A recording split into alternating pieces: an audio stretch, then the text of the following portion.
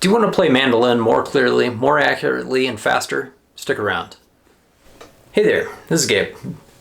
So I want to talk a little bit about what I teach in mandolin playing to my students. And this first starts with what I consider to be two distinct styles in bluegrass playing. One is the Bill Monroe style, the father of bluegrass, characterized by a lot of rapid-fire passages, a lot of notes, 16th notes in a row, a little bit sloppy, but a driving rhythm that really carries the bluegrass ensemble. The other is something that is more like what you see in newgrass and modern players like Chris Thile, Sierra Hall, Mike Marshall, etc.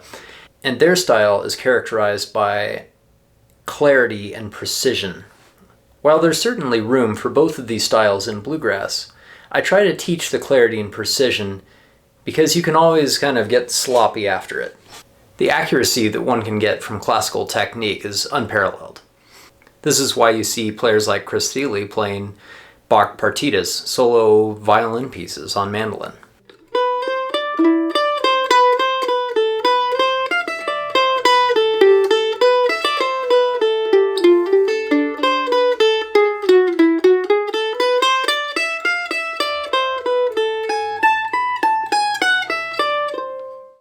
Whereas players like Bill Monroe and modern players like Sam Bush have a great ability to get a little bit sloppy in a very tasteful way. This sort of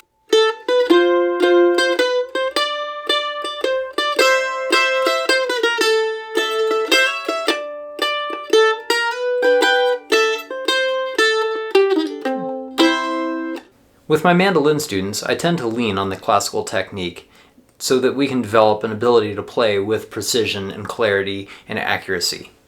We can always get a little bit funkier and a little bit sloppy later. First of all is posture. I like to play either standing up or in a chair that does not have a back. That way I'm not leaning, playing on the couch, leaning back, sitting back. Another thing I try to think about is plucking both my downstrokes and my upstrokes with an equal volume.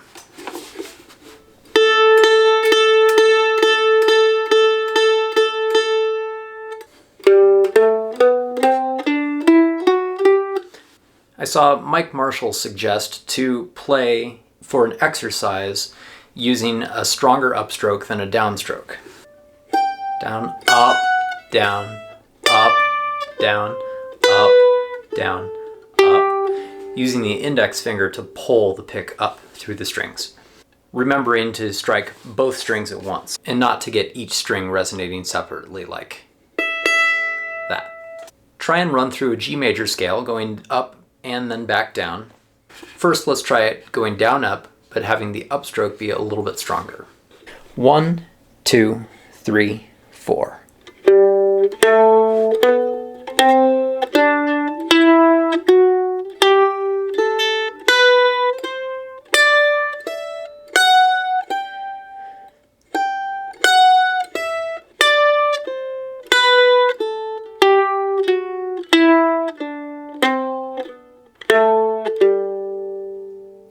Next, play the same scale, but try to have all the notes have an equal volume.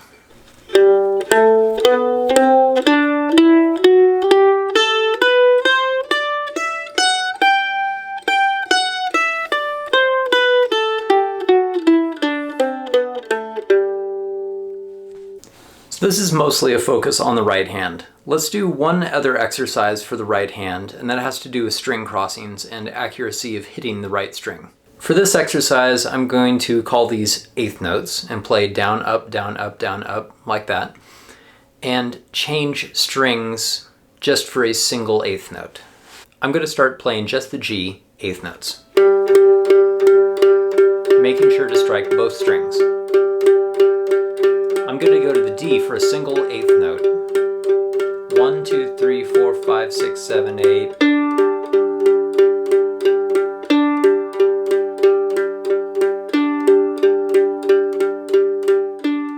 So we can start to speed this up until it becomes too difficult to maintain.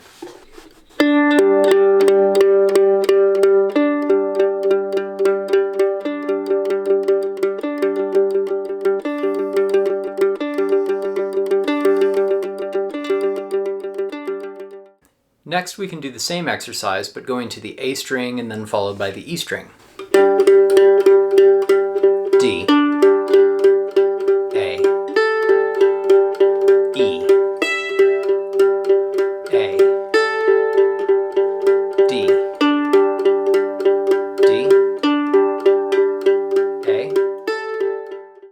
So of course these exercises can be repeated with the other strings as well. So starting on the D string, I can alternate my single eighth note on any of the other strings.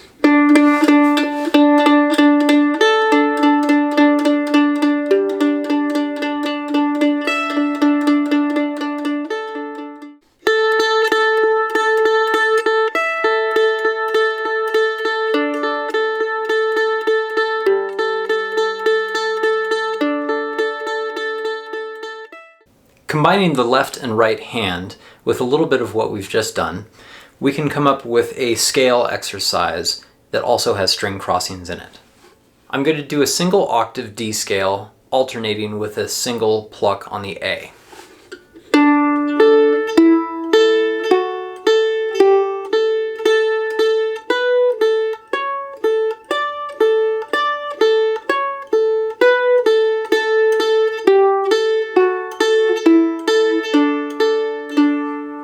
One, two, three, and four, and.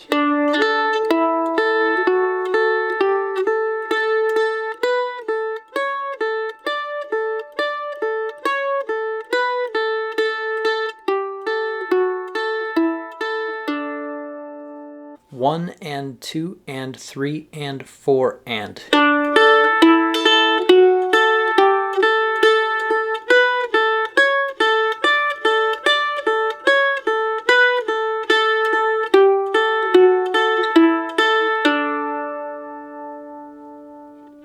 So this is just an introduction on how to play a little bit more clearly. Today we looked mostly at the right hand. Next session we'll look at the tune Over the Waterfall and see what we can do to improve that while playing it more clearly and more accurately. Thanks for watching. Make sure to subscribe for lessons, tips, and pointers.